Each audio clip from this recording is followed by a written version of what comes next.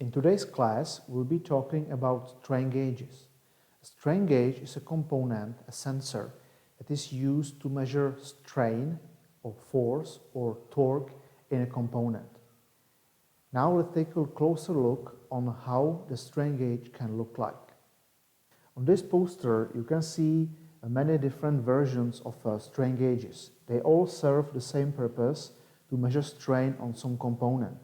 But based on the properties of your object and on the size that you have available, you may choose different strain gauges.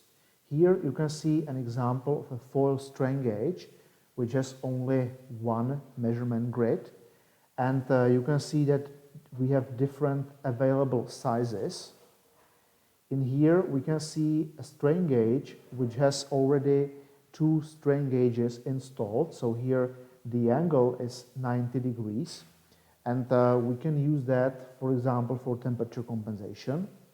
And here we have something that's called a strain gauge rosette, and this particular rosette has three strain gauges, and the angle is 120 degrees. You can also choose to measure at several points in your application. So here you can see different strain gauges installed on the same backing material, and we can choose the size, and we can choose also how many strain gauges are actually installed on the same foil.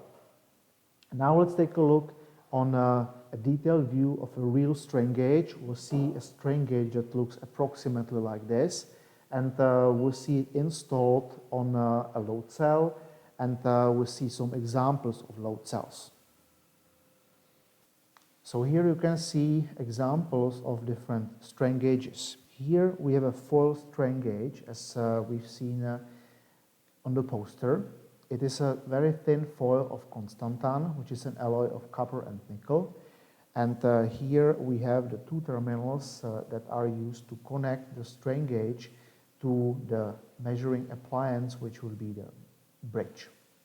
Here we can see an example of a wire strain gauge. It is a very thin wire from Constantan. In this case, the backing material is paper, and here is a polyamide plastic material. Here you have an example of a strain gauge rosette, where we have two strain gauges. One is like this, and one is perpendicular to the first one. So here we have the angle between the strain gauges of 90 degrees. In this box, we have an example of semiconductor strain gauges. We have been talking about them on the lecture. You can see the size difference here. This is a very small semiconductor strain gauge, and this is a, let's say, standard size of a wire strain gauge. And the last example over here, this is a load cell from a kitchen scale. The strain gauge is actually installed from the side like this. So here we can see there is an opening that removes some material, and the strain gauges are installed from this side and from this side. So at the end, this load cell acts like a beam, where this end is attached to the platform of the weight, and this end is attached to the second platform where you put the products that you want to measure.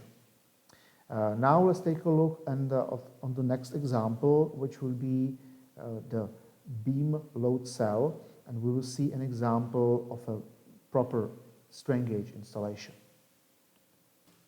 So now let's take a look on a precision weight, where we can see the construction of the load cell and the accuracy that we can actually achieve. So here you can see the load cell. It is a beam type load cell. This load cell is attached with one end to the bottom platform. This is this end over there.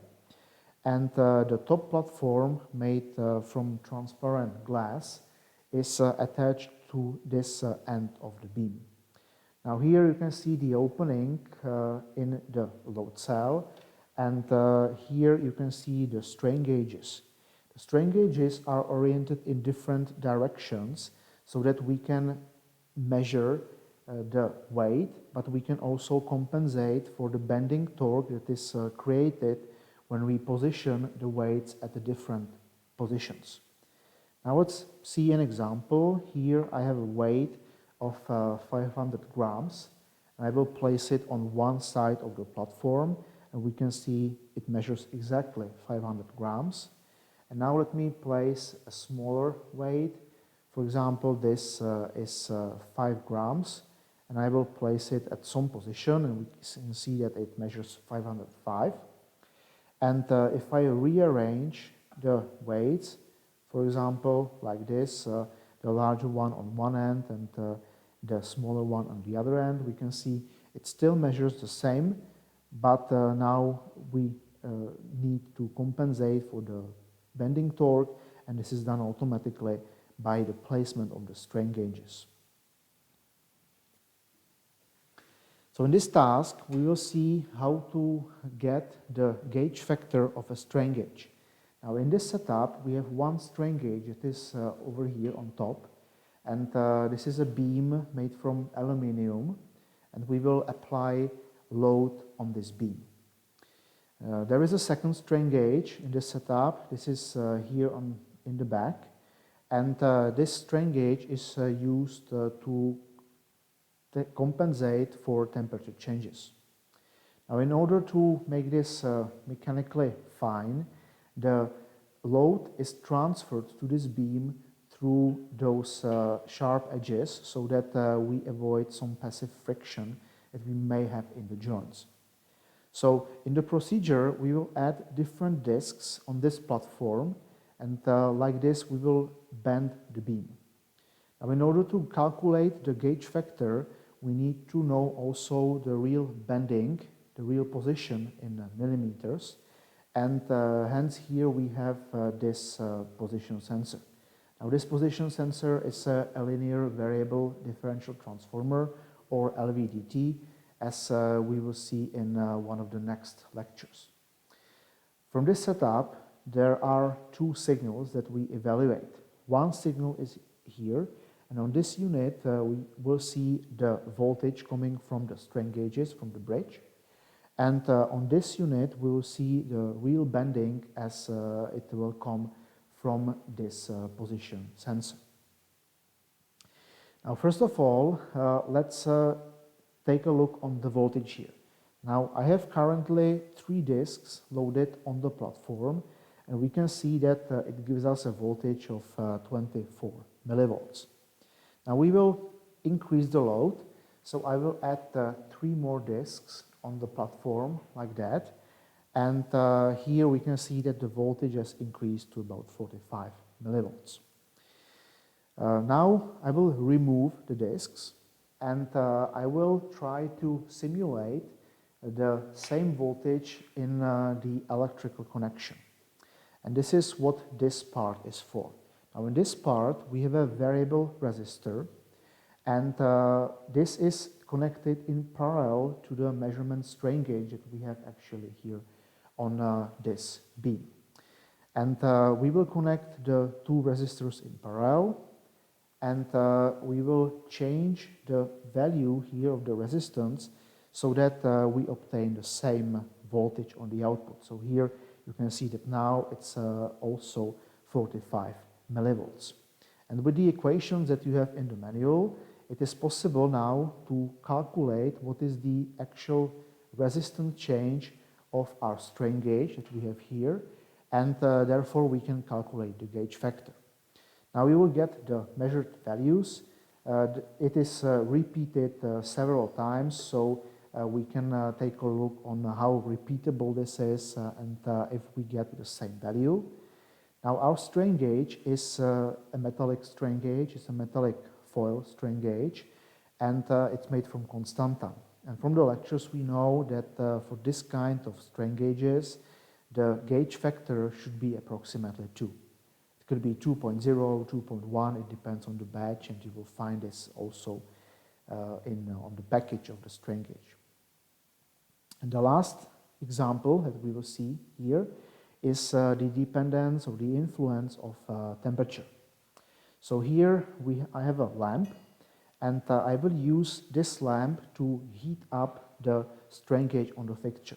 So I will simulate, for example, the sun when it shines on the bridge, and we will see what effect will it have on the voltage on the bridge.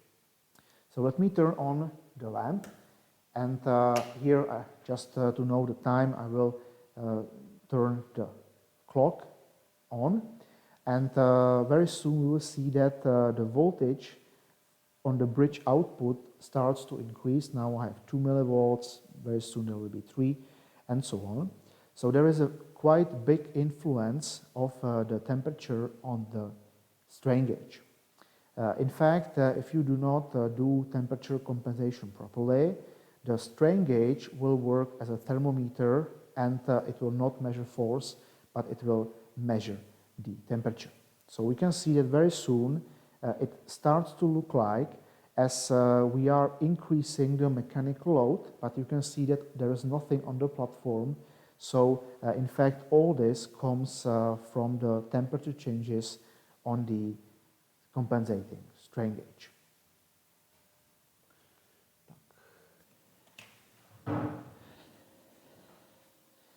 So in this task, we will show you how to operate the fixture where we have a half bridge and where we have a 1/4 bridge.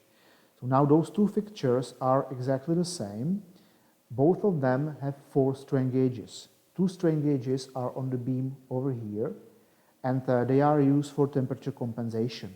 So we will not apply any strain to this beam.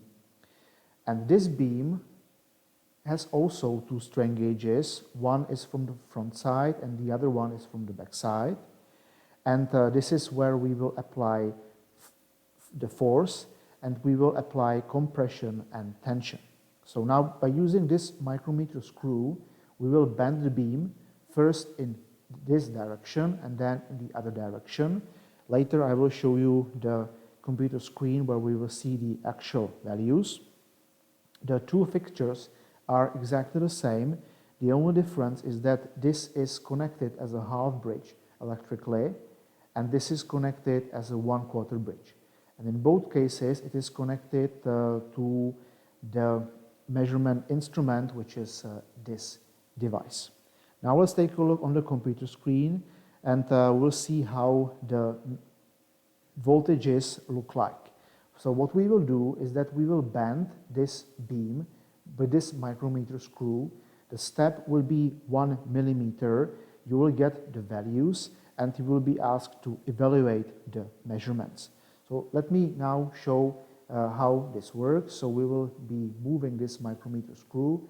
So for example, like this, I'm applying tension to the strain gauge, and we will see the voltage on the computer screen. Now we see the computer screen with the measured data from the appliance. We can see that we have multiple channels available. This device has up to 8 channels. We are currently using only 2 of them. So channel 4 is the signal coming from the half bridge, and channel 5 is the signal coming from the 1/4 bridge. Now you will see that the values will change, and this is as we are applying strain to the beam. So now we are applying tension to beam on the half bridge. So the voltage here on channel 4 is changing. And now we will apply the strain to channel with the 1/4 bridge. And again, you can see that the voltage is changing. Now in theory, the sensitivity of the 1/2 bridge is doubled compared to the 1/4 bridge. And this is what you should get from the measured data.